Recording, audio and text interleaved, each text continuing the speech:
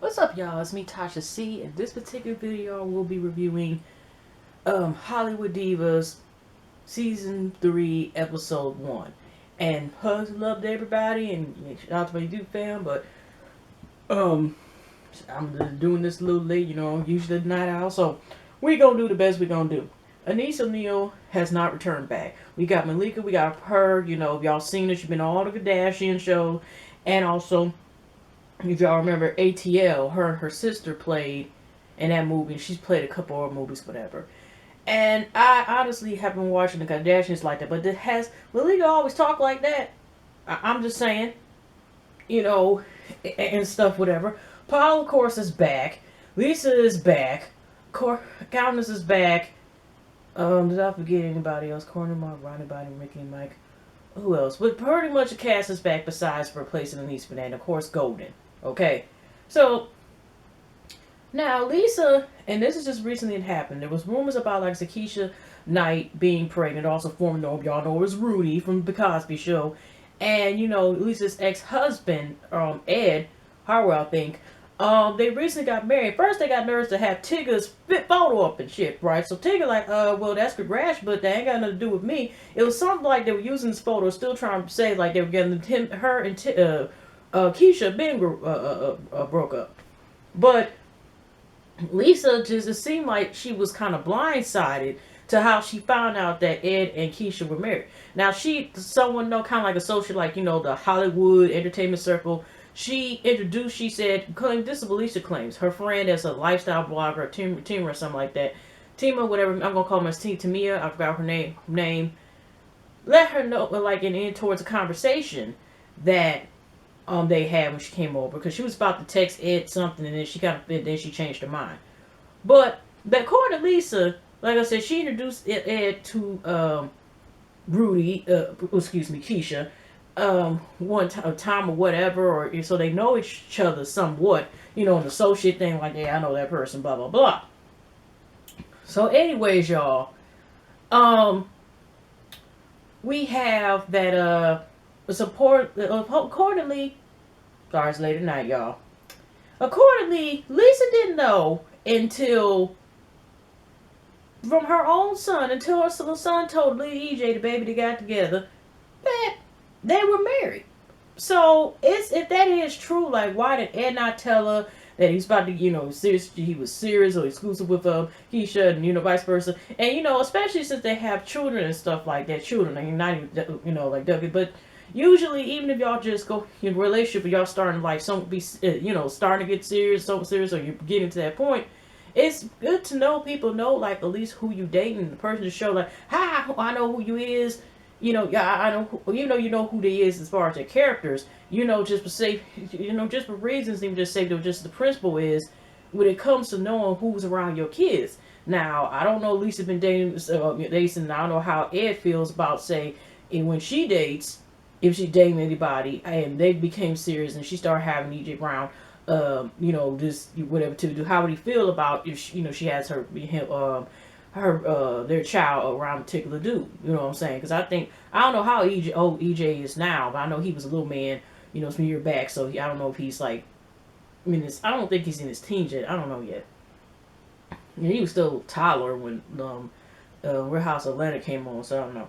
But what I'm saying is that's kind of a messed up way to find out. But I'm like, okay, I wonder that's gonna come up more in the season, because they show no previews as if they're gonna find out, but we'll see. But it's just like, damn, you could at least, she'd be like, hi, I'm Keisha again, remember me, skirt, whatever. But just but at least she's like, happy, at least they're happy. If they're happy, they're happy. But the fact that her and Ed, I guess not only co-parent, but they're also at the point where they're like, you would think, she said they were best friends. So, which hopefully most people can get once they do break up, and, like a breakup officially for going for good, and they pass that stage if they have to say break up.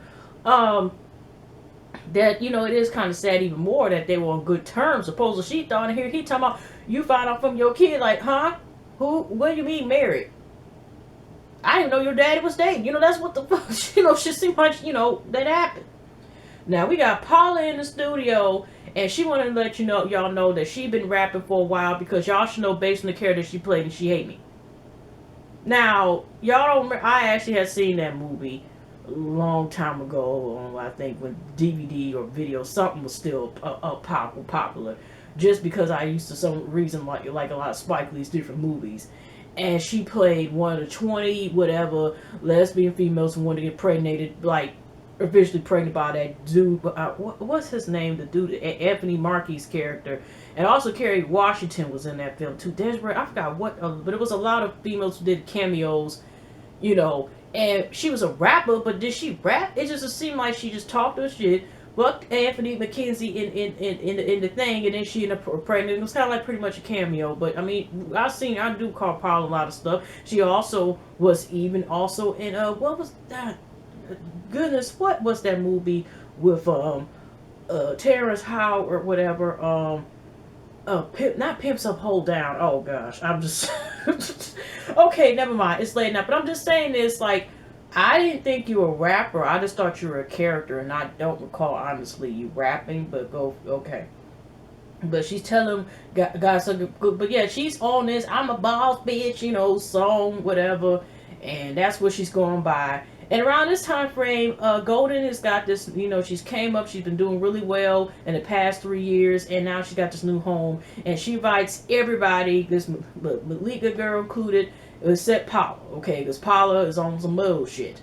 Now, Linnell comes in, right, if y'all know about the comedian Linnell, and here's the whole thing. When I guess she was chewing some gum and gave it to her, and put it in Golden's hand. You know, Nell's like, well, you shouldn't have asked about it. And my thing is, I don't know if this was karma, but even though Golden should have probably did it, and I don't know if she just forgot to tell Nell about the step just because she's like, this bitch just put her damn spit and saliva DNA in my hand, this damn chewed up bubble malicious piece in my hand. And because Linnell bust her ass, and I honestly admit it, I did rewind it more than once. She did bust her ass, when and I'm just like, that was a little too quick. So they're up there talking, and Countess, I think, is the last one that came. I forgot, you know, Lisa came and everybody came. Countess is there, and it wasn't Goldis. I invited the rest of Countess here, and you know, but she left the rest for home, whatever. I'm thinking, okay. And Golden is in the kitchen. She's on this call, I guess, aged about this. I think there's a pilot on Fox, whatever. She do testing. And this is like the role that she's having that really will help, whatever. And she's just like, oh, I want to hear. Of course, you want to hear good news, but she just like on the phone. I'm scared. I'm thinking like they calling about her baby. Sometimes night you get one of the phone calls at night you don't want to hear and shit. What the hell's going on? So, you know, even kind of like, where's my cocktail? Malika in the darn confessionals is all saying about how she feel, you know, like she met Countess before, and she also informed ladies before Countess get in there that she met her set on Parker's, and her sister was playing the role, and Countess was like, whatever, you know, but she was no kids. And when Countess get there, the first thing she kind of introduced herself was like this. You know what? I met you in such and such time in the Parkers. My sister was playing the role. She was such and such on that day. She played in the library. And then I came to you and I said, hi. And you just walked past by or rolled your eyes or was on your Walkman or something. And I just was like, oh. But over time I realized that you can shade very well and you know how to sip your tea. And, you know, you are actually someone I admire. You know, I realized that it was just a moment and it's our past. And kind of just like, okay, well, basically, what you want me to do about it? I'm thinking, whatever, okay. And kind of was like, where's my cocktail? Maybe they want to speed up she wanted a cocktail just here and like Malika with this comment. Then Golden is like, Malika comes in there. Golden's like, thank you, Jesus. Nothing wrong with God. Thank you, God. Thank you, amen. Thank you, Jesus. Thank you, Lord Jesus Christ. About this part, but she don't want to tell the ladies about this yet. Okay, about this, but she's having Malika's crying. You know, she's crying. Everybody get the Kleenex. Yeah, okay. But it should have been the sponsor because Golden show needed the Kleenex. All right. So after that, y'all. Now, we have it where with another scene, and then I noticed Golden when she sits down with Lisa, she decides to say she reminded how when she was in this Royal Beauty shop, and I thought, like, is she getting a spinoff? Are they getting, like, a TV show or something? And she brings up, I remember this actress named Keisha. You remember her? She played Rudy, you know, blah, blah, blah, all this other stuff. And now she's going to be playing another role, which is being, a stepmom or a step-parent or something. And Lisa kind of didn't really talk about it, but someone had talked about it, but she just said, my son is happy, son ain't happy. But it was kind of weird. Personally, I just felt like, even though it's been out, it started being out, it was, like nationally known by that time being, I just thought it was awkward, just like Malika's statement to Countess. It was kind of awkward that why would Golden bring that up? I know she's had on, but Golden would bring that up, like to Lisa and stuff about that. I'm just thinking like maybe, right at that moment, it just seemed like it should have been something that shouldn't have been taken. She let me know, she didn't let Paula in the house. She up there calling her, basically the way, you might say a whore. Maybe she fucked to get that house, probably get the mortgage payments down lower. I don't know. But she, after the way Paula has done her, even though, like I said, Golden has had her moments where her mouth was crossing line too, because her and Louise haven't talked in a while. She basically like, oh, well, see ya.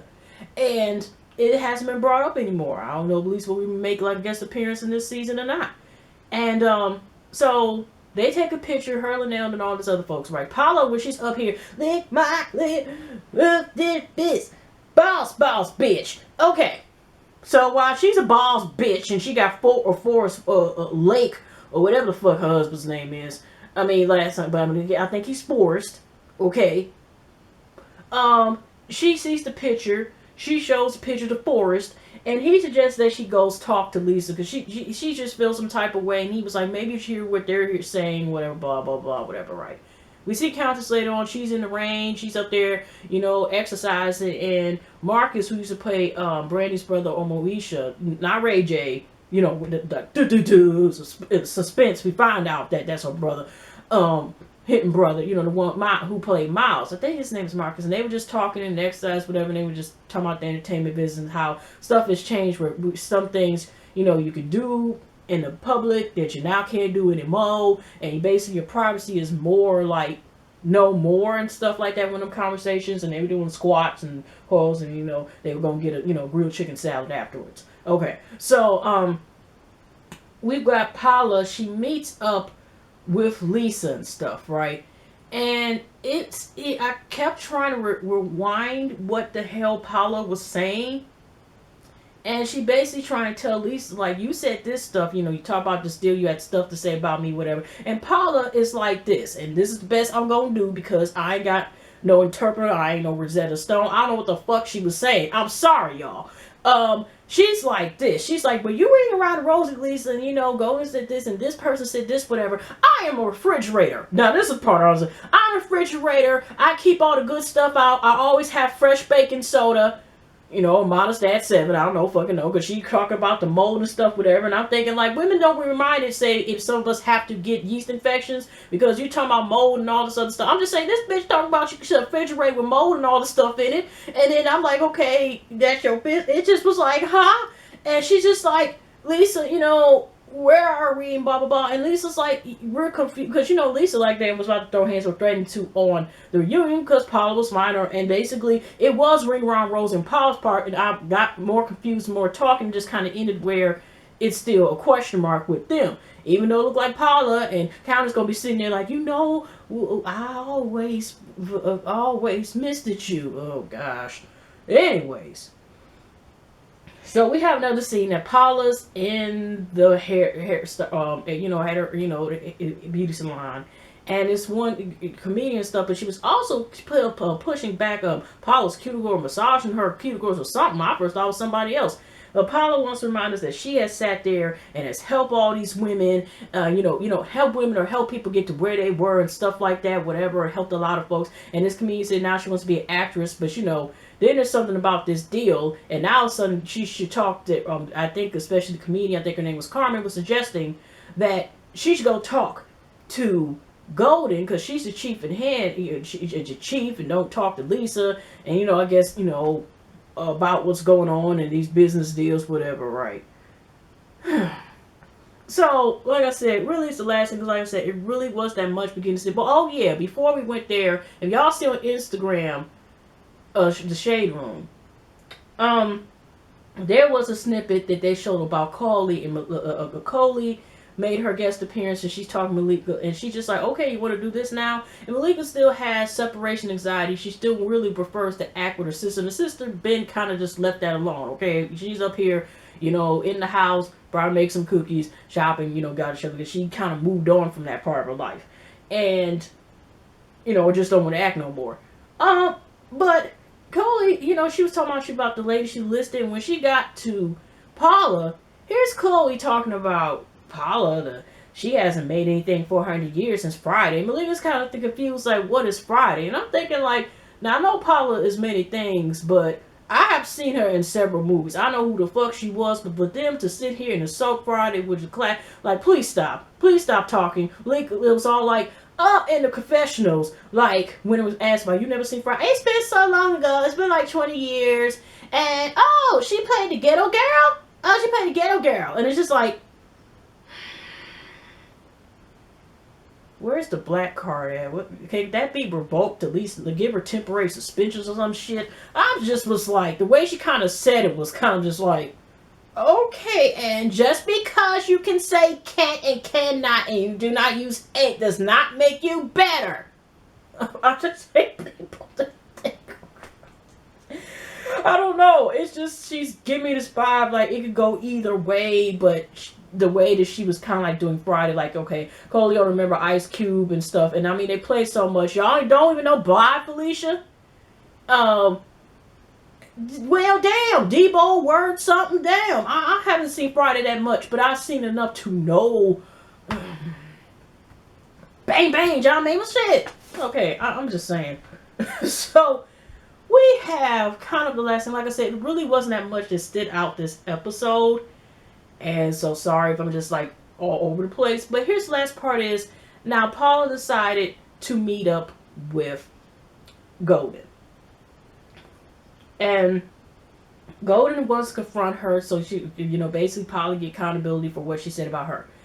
And, because, by the way, when you're at the beauty shop, the lady was like, well, like I said, asking her, Carmen was asking Paula, like, well, did you call her anything? Did you say that she was a pimp? I mean, no, she was a whore or something like that. And Paula admitted, well, I'm saying there's always a pimp and a whore in a relationship, blah, blah, blah. So she kind of, like, indirectly tried to say, like, she did say it and didn't say it. So, Golden brought her dog just to make sure, because, she was dealing with, a dog, so hopefully she can try to understand what the hell Paula was talking about. Paula, if y'all noticed, if y'all read, understood she was saying before her, she ran away and said, rebuke the devil, and, and ran away from Golden, basically, power walked at least. She also reminded us that, she that she got rid of a dog, I think, the small dog, because before she had kids, she said she read that little dogs like that like to eat the kids. So even I heard a crazy story about one of them hound dog hot dogs, like years ago, but she said she got rid of it so the baby wouldn't get eaten by dogs. And I don't know why that was so kind of stood out, like, okay. But anyways, y'all, they're talking, and Golden's trying to say, like, you, through Lisa, when Lisa was ranting about, you had this stuff to say about me, about this, how it was like, the business deal and all, I mean, something like business, and like Paula like to say, talks a lot of shit about people too. But she didn't want to run up on it, add up on it, like, you said this, and here Golden was like, you said I'm this, you said my boobs are small, you said this, I'm a whore, basically, blah, blah, blah. And Paul was like, well, you said this about me, and this, and basically turned to where it's like, you know what, I don't have to deal with this, I'm out of here, bye-bye, devil's a liar, get out of here, good night, and just left. Okay, that's pretty much it. But did y'all also call the last part, when she talking about some, I'm not in a pissing contest with any of these females, and I can piss long and hard and stuff and far and away. I'm like, good, you got some strong ass kidneys. That is great. I mean, I know she's just just metaphor some shit, but at the same time, I'm just like, where is she coming up with these sayings? What the hell? And what type of Reefer Cooch angle that you able to shoot out? I mean, pissing contest, like, you ain't got no penis. What the fuck is she talking about? What the okay. I mean, I know it's just she saying metaphors, but I'm just saying is, I don't know. It's just the quote that she says. I mean, I know she doesn't have one, but she's saying, but I'm just saying, she could have said anything like, I'm stronger than most of these women or something, but she decided to use that. Okay. But she also says she's like in Dynasty, and Golden is Golden. I mean, one of them was Joan Crawford, and she, the other chick, that get in a fight with Joan Crawford in Dynasty. Okay. Alrighty. That's pretty much it, y'all. That's all I got. That's all they gave us. And we gonna go from there. And don't forget to check out the other folks that are also going to be reviewing this as well. This is my first time reviewing it. And I'll see you from there, y'all. Y'all peasant week, peasant night, peasant weekend. And hugs and love. And I definitely see y'all in the next video. Alrighty.